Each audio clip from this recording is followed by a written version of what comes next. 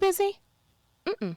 Okay, let me run something past you real quick. The older that I get, the wiser that I become, the more experiences that I accumulate, I realize that no matter the sphere of influence, no matter the category, I am anti freedom. I hope I said that right. I am against anything. Matter of fact, let me backtrack. That wasn't correct. I am anti bondage. I am simply put against anything that looks like it is impeding and infecting someone's freedom. I don't do well with seeing people in bondage. I don't do well with seeing people hurting. I don't do well with seeing people suffocated. I don't do well with seeing that people are suppressing themselves for the likes and the acceptance of other people.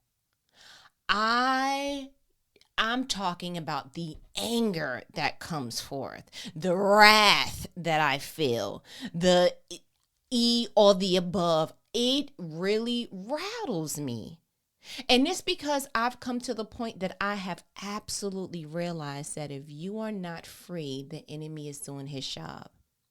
Which is why I feel like Jesus went the extra mile to say, like, yo, who the word sets free is free indeed.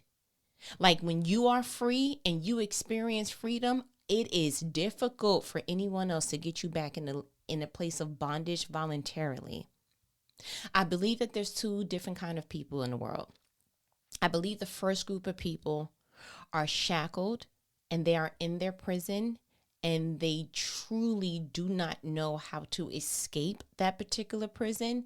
So instead of fighting against the current of what they've been served in their lives, they just have decorated their prison and called it life. Whoa. God bless those people. Then I believe there's a second group of people that they actually are aware of the shackle. They are aware as well as how to get out of it.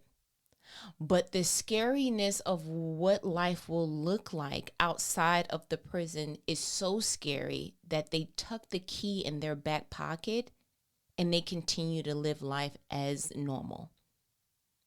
These are the only two group of people that I feel dwell in the jail of people pleasing. Everyone else who lives outside of that has found the answer, has found the literal answer to life. And it is, I am not living according to what anyone else deems to be the correct way, deems to be the path, deems to be accepting. I am truly living for a party of one, and he sits on a throne. And as much as I would love for people to understand my every move and why I'm doing something and see the vision the way that it is and to see the plan that God has for me, as much as I would love for everyone to be on one accord, I do realize that I can still get there with or without them. And I want them to be there, but if they choose not to, I'm still going to get there. Period. I had a conversation with a family member that made my blood boil. And I seen that I have been coming across different levels of people pleasing. And I was like, yo, this really bothers me. And I had to get to the bottom of like, why? And it's because I realized the danger of people pleasing. There are billions, soon to be trillions of people on earth. Are you really going to spend your years here trying to keep everyone pleased and on one accord and satisfied at all times with what you do with your life, your time, your energy, and your resources? You are truly impacted by people's words, judgments, and thought processes on what you do with your time, your energy, and your resources? That doesn't make any sense logically. I can see if you felt some kind of way about someone giving you money and expecting for you to spend the money this way, and you felt some kind of way because you didn't spend the money in the way that you two agreed. But someone is able to stand outside of your house of life and tell you how to decorate, tell you what the temperature should be in your house, tell you what the color scheme should be, tell you what to eat and how to eat it, and do all the things. And all the while, you never get to do that to their lives. You never get to infuse your imprint and customize what you want to be happening in their lives. But yet people are able to look through the blinds, the windows of your life, and dictate like you're a puppet on how you should live your life. And even if it does not sit well with you, even if it does not yield peace, even if it does not yield satisfaction and contentment, you will do it. Why? Because they're looking. So close the blinds. Close the lid to your life so people don't have to add their sauce to what God is trying to do to your recipe. Why are we so fearful based on title, proximity, years spent in whatever friendship, relationship, family, whatever, all the above? Why are we so afraid to cut to the umbilical cord to what no longer feeds us? The conversation that I had with a family member, I was asking about, or came up in conversation about another family member who was recently married. And she is miserably. Okay. And so I asked a very obvious question. What is keeping her there? Because she got married really, really later on in life, like in her 40s. She doesn't have any children by this man. I know that this particular marriage was not religious based. It wasn't something that she felt like God divined. I think what happened is that was a long, long dream of hers, and she wanted to just go ahead and just check that particular box. And I honestly don't even think that it mattered who came in, as long as they were in agreement. It's like, sure, I'll do it. She was just like, woohoo, cool, like let's go ahead and do it. And this person has not served her, nor does she serve him in a way that looks like, is that what you waited all your life to obtain? And so I asked a simple question, because I understand what the Bible says. Whoever God puts together, let no man put asunder. God didn't put that together. So I had to ask the question, so why is she there? And the response that was given to me was that she had said the following: what are people going to think or going to say at work when her last name changes? And I cannot describe to you the level of anger that came forth, but I know, I know that it was boil. What was the degree of it? I said, let me repeat that. She told you her response was, what will people at work say or think when her last name changes? And she was like, yeah. I said, okay, so let me just act like I have no idea what that means. Why does that matter? She said, because she doesn't want to come off as a failure. I said, but she's failing now, right? She's not a failure.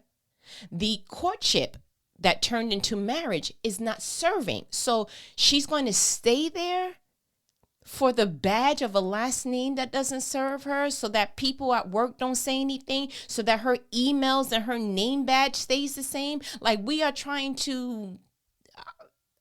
trying to put on a face for people who don't matter? They don't go home with you. They don't add anything to your refrigerator. They don't add anything to your bank account. There is nothing that is adding to people being in agreement or people not having anything to say about what you do. People have stuff to say about what Jesus did, okay? People have stuff to say about what God is or is not doing. Like, they're going to always find something to say as long as they can speak and have breath to speak it. There's always going to be something that is said. But I don't know why that bothered me in particular. But the one thing that I said after hearing that confirmational piece, I said, yo, people pleasing is a prison. It is a prison of many doors that continue on and on. The levels are infinite. The doors are infinite. The people that you will be pleasing are infinite. I don't know if you noticed, but people going to always keep having people. People going to always keep having babies. There's going to always be another person, always have another birthday. There's always going to be people. You're always going to be pleasing. If you enter this prison, God be with you, because you will never get out. You will never satisfy it. You will never satisfy it if your soul basis is when I get in here, I just want to please the people. And I don't even care if you reduce it to, oh, I'm not trying to please everyone, just the people in my family. Do you know how many opinions that is? Do you know how much you can't even agree on what the family gathering is going to look like. You can't even agree on, let y'all all go to a restaurant. You can't even agree on how you're going to pay the bill. And you want people to be on one accord when it comes to your life, and they don't really factor in all your variables. They don't even know how you truly feel, because a part of people pleasing is you mask your true feelings. You mask what you truly feel, and it only comes out in little bursts. Well, maybe when you become angry or when you get bold enough to be able to say a few things, but people are so used to you being voiceless that they go ahead and just shoo that off like, oh, okay, like you said nothing at all. And so you go back into your chamber because you realize even when I speak up, nobody listens. So I just might as well keep performing in this way. Do you understand that you have literally allowed yourself to voluntarily be suffocated in your own life? And the craziest part about it is that you gave people keys to do that. What do you mean by keys to do that? Meaning that you give them the access. Yo, if you're not brave enough to say, this is how I want to live my life, this is how I feel that God is leading me, this is how I feel like what I want to do. If you're not brave enough to stand up for yourself with words, then give people nothing then. Be brave enough to have the spirit of the shut up. Say nothing. But what if they ask me? Don't answer. Like, yo, I'm not trying to get you to avoid people. I'm not trying to get you to get to a place that you start being scared to, because if I go over there, then she's going to ask me about blah, blah, blah. And then what do I say? Then why don't you start saying stuff like, you know what? I don't want to talk about that. Or you know what? I'm still working on that. You know what? I'll get back to you on that. However you need to go ahead and customize it, but start to close the blinds to your windows so that people no longer have anything to watch. Don't you notice that when you tell certain people things, it's almost like the next time that you speak to them, they just pick right back up on following up on what you said last. Oh, whatever happened to such and such. Oh, so how's it going? Blah, blah, blah. And it's because the relationships that you have built have become the saga to your life. People are not even relating to you anymore. They're just watching the saga of your TV show called life. People are not even calling you to see what's going on, or calling you to share their news, or calling you to brainstorm bigger and better ideas. People are literally calling because it's been a commercial break since they last heard your information in your business. So now you have fostered relationships where people are not even laying to you. They're just watching you. You have become people's entertainment.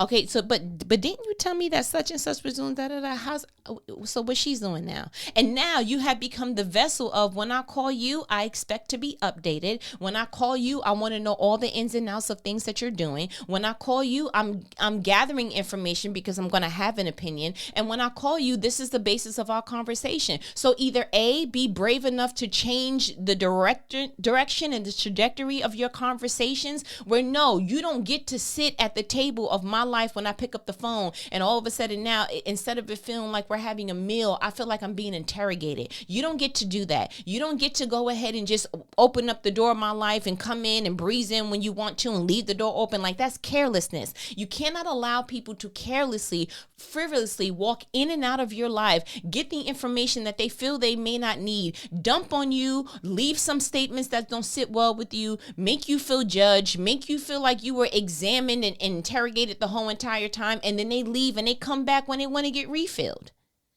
No, I'm sorry. You are no longer their open bar. You are no longer filling people with the feelings of your life, with the intimacy and the details of your life, and they are not doing anything to add value to that except add their opinion, which you have to then go back and wrestle with because you feel bad, you feel stupid, you feel like, oh, maybe they think that and so you are literally shucking and jiving for people who don't add nothing to you. I need this to make sense.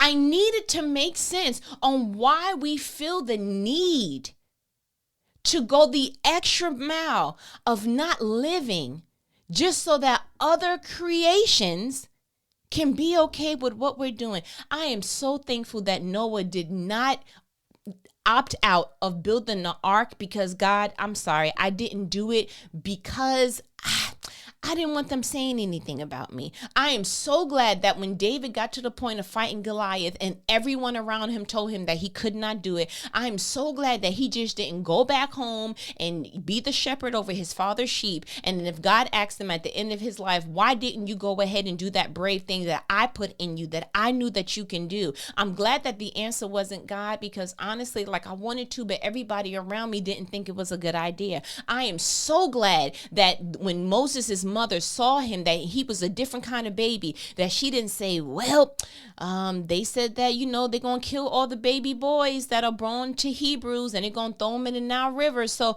I might as well just go ahead and just comply to what doesn't sit well with me. And I'm going to go ahead and just sacrifice this child because whatever. I'm so glad she was like, nah, even if I have to break the law at low key, like, God's just going to have to, if that's the way that I feel led. But no, I'm not killing this boy because the king Pharaoh put something in place to kill all Hebrew boys. I'm not doing it. I'm so glad that the nurses that birthed him was like, I feel God's anointing on this little boy. I'm not about to adhere and people please to Pharaoh just because he put something in place. Like, I feel like God is telling me not to do it, so I'm not going to do it. I'm so glad. Like, don't you realize the people who are the greats of the great, that they didn't go with the norm? Like, the Harriet Tubmans wasn't just like, well, born black, we don't get freedom. Oh, well, like, let's just keep on. Well, Martin Luther King Jr., well, Malcolm X, well, it's like all the people who truly made an impact in this world, truly left their mark in this world, truly made a difference in this world, did not go with the norm, did not go with what people said, did not adhere to what people felt, did not adhere to what people said they should or should not do. And it's like, in order for you to make your impact, in order for you to do what you feel led to do, in order for you to leave your mark, you cannot live for a party of billions of people. It does not work that way. It never has. Someone is going to be objective to what it is that you're doing, and that's okay. Jesus had the Pharisees. It's okay. God has a super duper enemy, Lucifer. It's okay. Stop thinking that the more people that you adhere to, the better life will be. No, you just are. It's limitless. It's infinite. The number of people will never slow down. It will never be, you just got to please your mother. Yeah, but your mother has such a strong hold on the things that you're doing that if you zoom out, most of the decisions that you made was so that she could be proud of you. Why? It's not so she can be proud of you. What she's doing is having control over you, and you think it's so she can be proud of you. Yeah, but you know what? Proud is not transactional. Proud is someone is watching how you're developing, how you're managing your God-given gifts and skills, how you're navigating the world with good moral standard. Yeah, it has to do with the person you're developing into being. I'm proud of that person. Not I'm proud because you're doing everything that makes me feel good. That's called control. That is not a relationship. That is a dictatorship. If you have to do anything that is only based on transactions, then you do not have a relationship with that person. It is a dictatorship. You do what I say, I feel good about it. If you don't, I'm going to make you feel bad about it, and you're going to eventually yield to what I said I wanted you to do. And then that's the only time that this relationship continues, because the ebb and flow is I say something, you do something, I feel good. I say something, you do something, I feel good. And the moment that you change that particular ebb and flow, I have a problem. So I throw a temper tantrum in some kind of way. I either use the abuse of my silence, I either use the abuse of me coming down on you, I either make you go through a guilt trip, and then I go back to fixing and going back to the ebb and flow of I say something, you do something, and now, I feel better. I feel better. I feel better about my control over you because now I got you to go back to people pleasing. I need people to understand that the basis, the foundation of people pleasing is low self-esteem. It's low self-esteem. You don't have trust in yourself or God. You literally have a traumatic experience, maybe founded in your childhood, that you have not overcome. and you have not truly been given the space and the gift of unwrapping yourself to understand the value that you bring to the world. You have no idea. And so you are connected to people who find value in you because of transactional situations. You're dependable.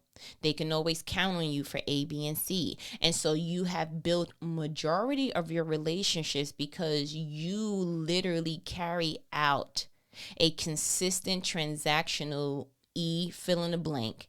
And that's why people fool with you. You are going to get to a place that you realize certain people don't even fool with you if you don't supply what you've been always supplying. So because the demand will never stop, as long as you're supplying it, the relationship will be there. But when you start to pull back on what it is that you're supplying, you'll start to realize, oh my gosh, do we even have a friendship at all? Is this even are we even doing the family thing at all? Like, is this just based on, what is this based on? And when you zoom out and see this is transactional, then I need you to be brave enough to say, am I people pleasing in this area? Like, is it only thriving because I'm supplying something? And am I only supplying something because I really want these particular people in my life? I want to be viewed as a good person. I don't want to let people down. I don't want to. And what you're really trying to do is supply all the needs for people that you felt like weren't supplied for you at some really pivotal moment in your life. Someone let you down. Someone did not come through. Someone did not support you. Someone did not make you feel safe. Someone made you feel like you didn't matter. And now you took all of that, you put it in a gumbo pot called life, and you are trying to make sure that you feed people differently as much as you can, as often as you can, and anyone who comes in transaction with you. So now you have this relationship with people that you're like, everything no one gave me, I'm going to give to you. I'm always going to be there. I'm always, and you put this pressure on yourself to make it where you never let people down. But can I say something to you? You're letting down yourself, because who's feeding you? Who's fueling you? Who's making you feel like you are valuable and whole without doing anything but just being you? Who just sits with you because they love your company? Who just calls you up because they just wanted to see if they can go ahead and just take you somewhere? Or just calls you up because, you know what, miss you. Like, you doing okay? How's everything? How do you feel? And leave enough space and room for you in their lives. No, but you got to be the one that's always the shoulder to cry on. That's always the advice giver. That's always the, oh, okay, I'll come. Oh, okay, I'm always going to support you. Oh, and you are pulled in so many different directions. And then you wonder why at the end of the day, you got all these people on your phone. You got all these people on your social media platform of choice. There are all these people, but yet for some reason you feel empty. Dare I say that you're still people pleasing? And when you get to a place that you wake up enough to say, yo, I did not know that's why I felt empty. I did not know that I lend an ear to anyone. But when it's time for me to give a part of me that I'm like, I really need to get this off of me, I can't find anyone. Like, how come I'm always available, but when I need to speak to everybody else, they call me right back? And this doesn't make it where, we're not bashing people for being people. It is what it is. But at some point you have to realize, man, am I the socket that everyone plugs into? And then when I have my plug moments, there's not a socket in sight. Like, is it time out? Would we be this close if we didn't have this particular transactional relationship in place? Let me pull back to see what happens when I don't let you borrow. What happens when I don't pick up my phone? What happens? And it's not even to be rude, but the Bible says to test, in order to know something, in order to know a man, test the fruit. So you have to test your relationships. What's the basis of this relationship? Does Buddy really like you, or he likes the fact that you are consistent and you are available and he knows your every move, and so you're safe? And so he calls you and he fools with you and he does whatever with you because at the end of the day, he don't have to worry about you. Is Buddy fooling with you because he don't got to worry about you, or is Buddy fooling with you because he really sees the value in you? Like, are you really talking to old girl because you feel like, yo, there's something special about her? Or are you just keeping her as a seat warmer to make sure that you went ahead and exhausted all your other options? Do you really, really, really feel valued by your supervisor, or is it obvious that you're the only reliable one in your team? So when everybody else goes ahead and lets things fall through the cracks, they're like, oh, okay, I'll give it to such and such. She'll do it. Yeah. Are you the one in the family that everybody leans on, or you just the one in the family that you let people dump on you with no fines? Like, is that how that works? Like, are you and your parents, you and your cousin, you and your whoever fill in the blank, are y'all really as close as you truly think that you are? Or are you the one that they know more about your life than you do about theirs? Yeah, ask a pop quiz question. You'll start to realize low key, like, yo, you didn't tell me that. I didn't know that you changed positions. I didn't know that you were looking for houses. I didn't know that you were thinking about doing A, B, and C in your life. I didn't know. Yeah, because you know what? You are not someone that they want to share their lives with. They just want an eye to what you're doing. And when you start looking at things in that way, it starts to make you feel like, I want to live. And I want to live an authentic life. And I want to live a life that allows me to live with people that I care about, that make room for me. Can you imagine being in a relationship, being in a job, being in a state, being in anything currently, and that's not your heart's desires true and through? And the only reason why you are presently there is because in order to step out, you're going to have to also hear people's opinions about you living in an authentic state.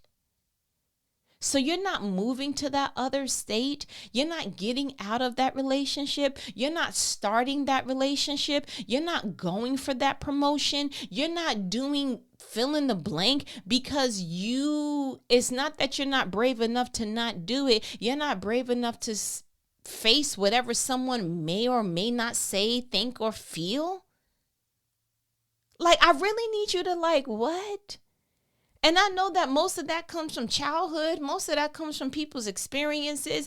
I think that human basic need is we do want people cheering for us. We do want people to understand. We do want a level of agreeability. And people usually go to the extreme of that. I don't give a crap what nobody says and da-da-da. And that's the extreme version of being so hurt by people that you learned how to just shut everybody out. But then there's a healthy version of it where it's, yo, I wish that you understood, but even if you don't, I gotta live. I gotta do me. I gotta do what God is telling me to do. I have come to the point in my life that I've realized that true, authentic satisfaction and contentment comes from me truly, truly, and thoroughly walking out what God has for me. I cannot stay at this position because my coworker may feel some kind of way. I cannot stay in this marriage or this relationship because you know what? I'm gonna be embarrassed because of whatever. Rebuke that in the name of Jesus. I cannot not go here. I cannot not do this. I cannot start dressing like this. Like, it gets to a point that it's like you letting people put their hands all inside of your organs and nobody created them but God. Why are people literally the author and the omega of what you may or may not do? Why are you allowing people to literally compete with the throne that God sits on? Like, please choose your God and choose wisely. Yeah, I can't let somebody else who breathes what I breathe, who doesn't know what their life is going to look like in 5 years, who doesn't even know what's going to happen in 10 more minutes from now. I can't let you be the Alpha and Omega. I can't do that. That doesn't even make logical sense.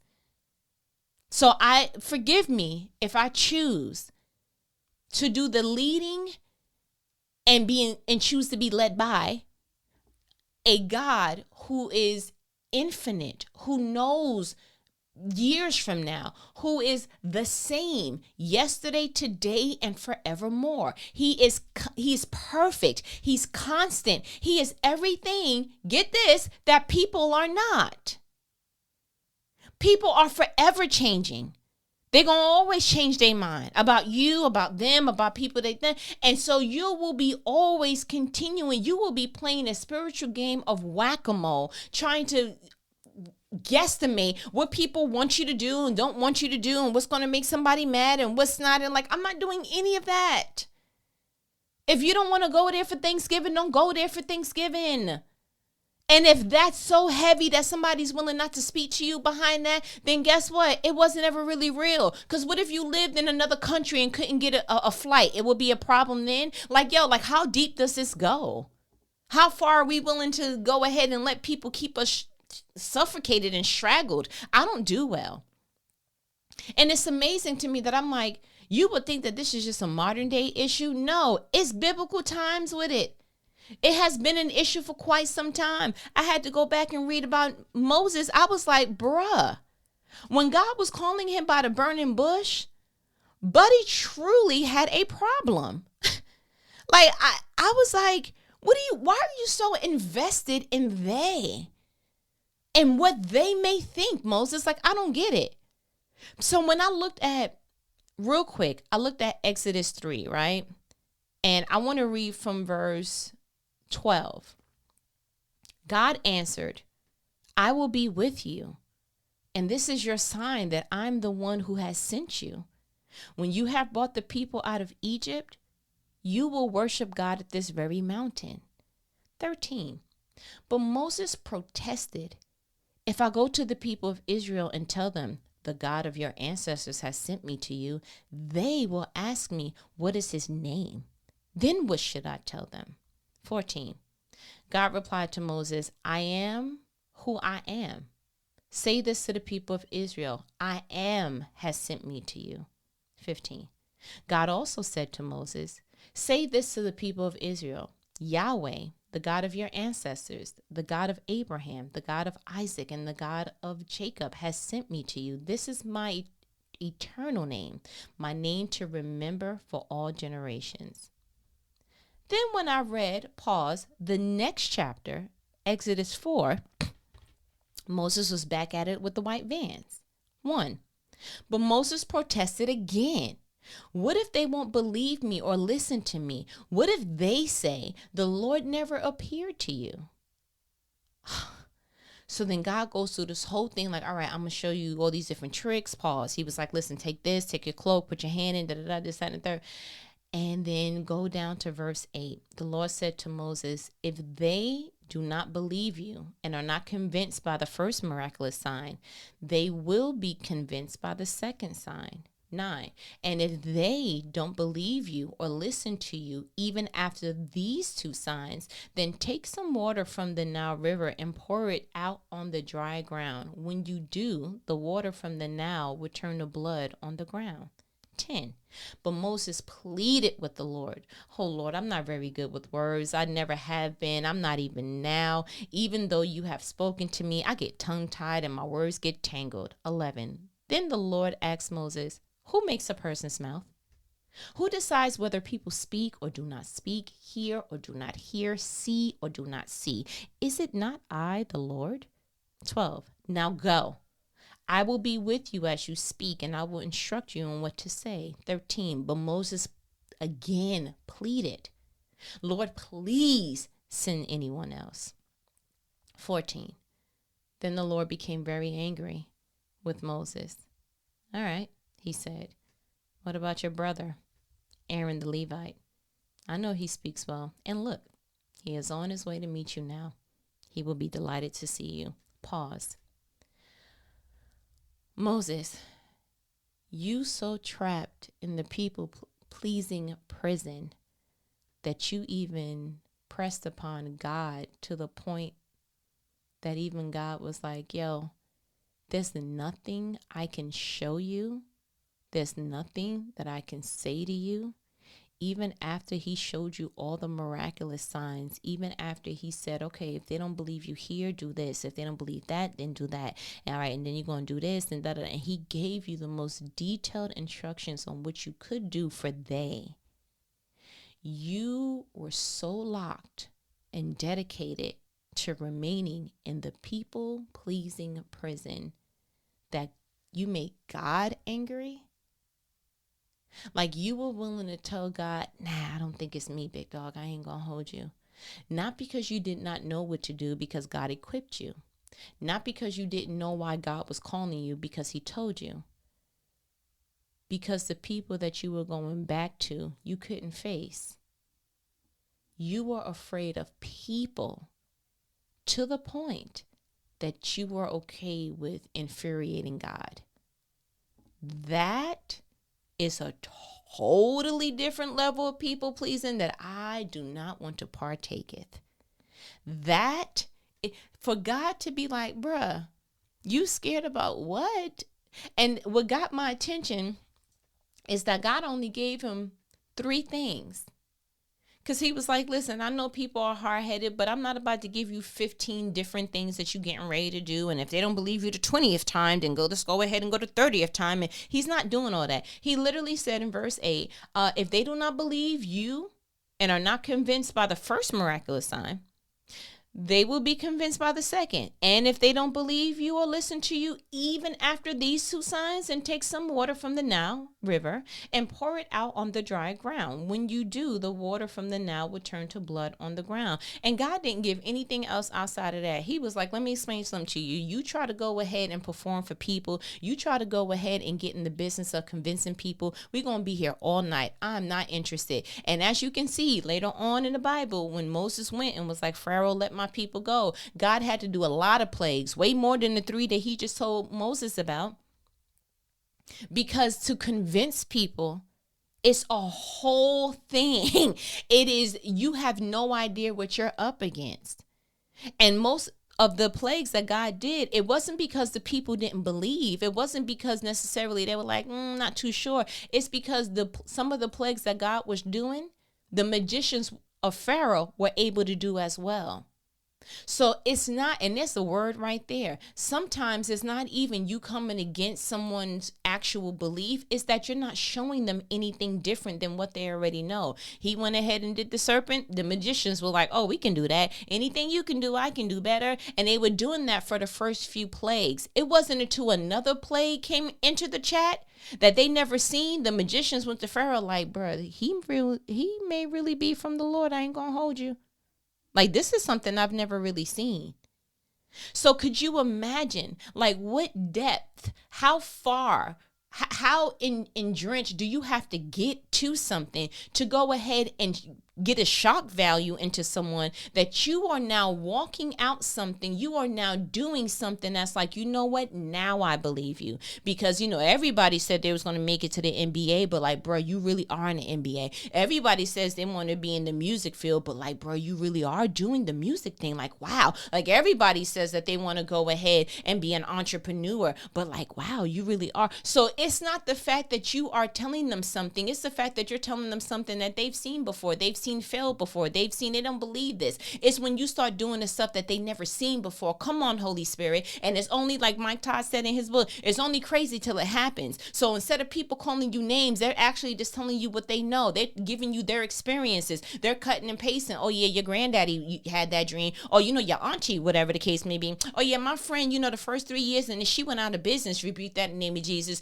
Well, her business is not God's business. God wouldn't have given this to me if he knew this was going to fail. God wouldn't have told me to walk out of a boat that was safe in order for me to walk on water if he knew I was going to sink. So I apologize that was the experiences that you were witnesses to. I apologize that was something that was privy in your life. But as for me and my house, and this is the house of my life, and this is the temple that God lives in, as for me and my house and my life, no, he said Jeremiah 29:11 with it. He said he got a future that's going to give me a hope. There's some things that I'm heir to that I apologize that if you didn't sign up for it, but I put my name on a dotted line when I took salvation. And there's some things in my life that is going to go down with or without pleasing people, because I'm not looking to please you. I'm looking to go after for what God has for me. I'm willing to go after the assignment that he's put on my life, the calling. I want to work in purpose. I want to walk in my purpose on purpose. And if it doesn't include people pleasing, then I'm cool.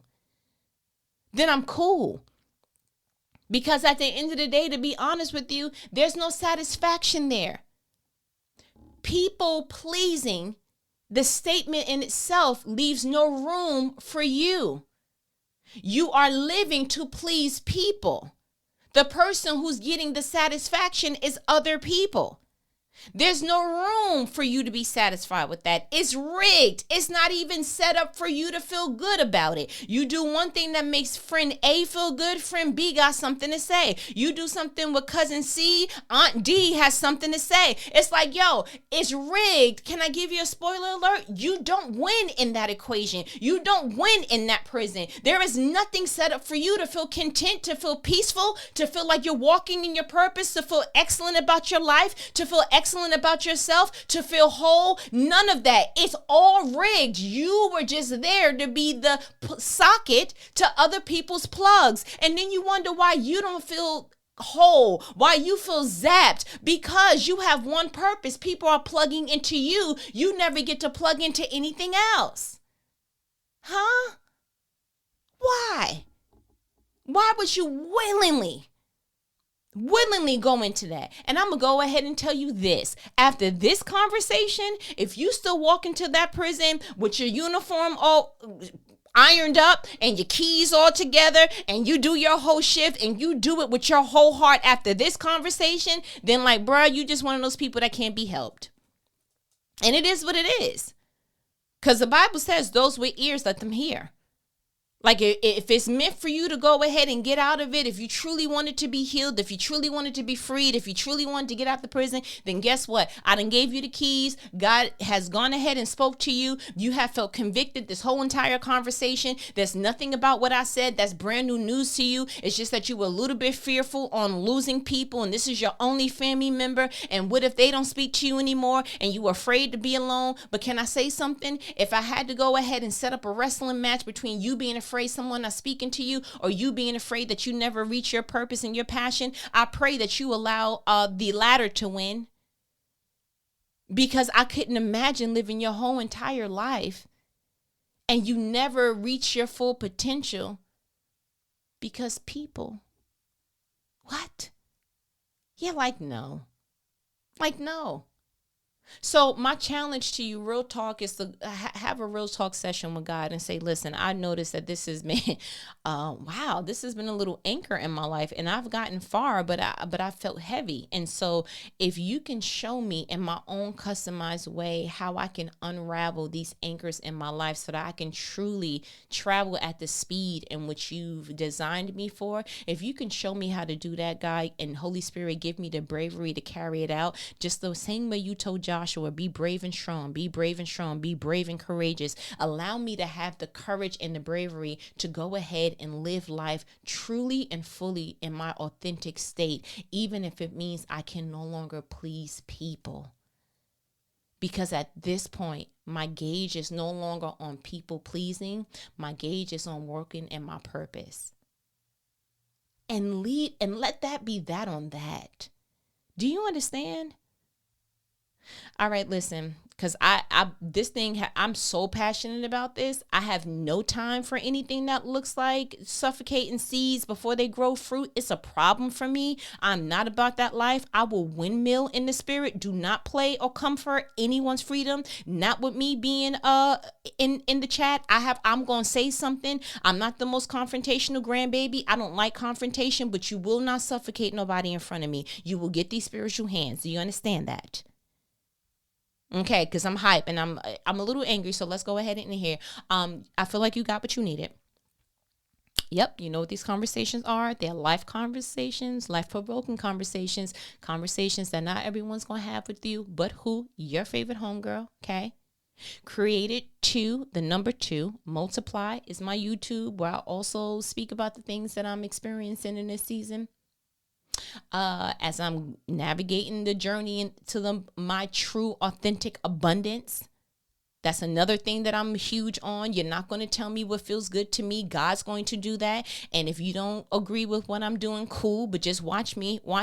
Ooh, okay. That's how that works. The Patreon, the text, and the blogging community, Strive, the letter N, Inspire.